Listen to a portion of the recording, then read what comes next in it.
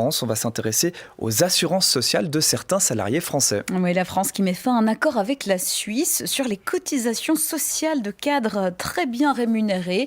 Accord jugé trop coûteux. Cet arrangement permet à certains hauts dirigeants de grands groupes français d'être affiliés à la Lamal tout en travaillant dans l'Hexagone. Cet accord va donc prendre fin le 1er janvier prochain.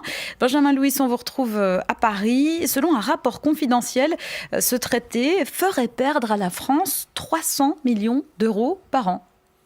Oui, selon France Info, une vingtaine de grands groupes français comme Total, Renault, Nissan ou encore Michelin profiteraient de cet arrangement administratif pour affiler leur cadre supérieur à la Lamal, échappant ainsi donc aux très coûteuses cotisations sociales françaises. Une mesure dérogatoire officiellement autorisée pour une durée limitée de 6 ans, comme c'est le cas notamment pour le détachement de travailleurs dans l'Union européenne.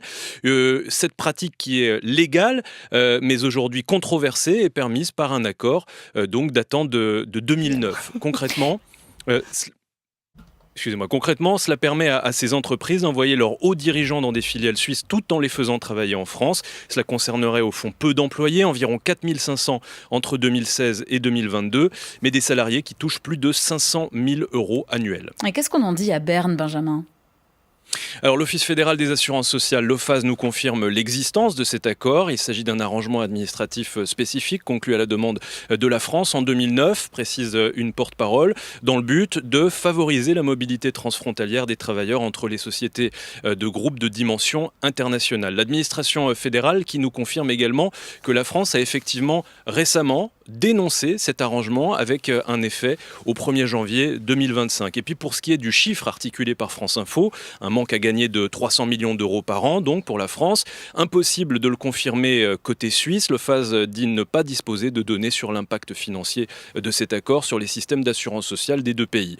Et puis on rappelle enfin qu'en 2009, le gouvernement français, qui est donc à l'origine de cet arrangement aujourd'hui décrié, était dirigé par François Fillon et la France présidée par Nicolas Sarkozy, tous les deux issus de la même famille politique que l'actuel Premier ministre Michel Barnier. Et c'est un nouvel épisode qui implique la Suisse dans la recherche d'économie du gouvernement français, mais on sait au fond combien ça représente. Pas grand-chose, une fois de plus, on a envie de dire, après l'épisode de l'indemnisation chômage des frontaliers il y a quelques semaines. Ici, nous parlerions donc d'une économie potentielle de 300 millions d'euros par an, on l'a dit, mise en regard des 40 milliards d'euros que veut économiser l'État français en 2025.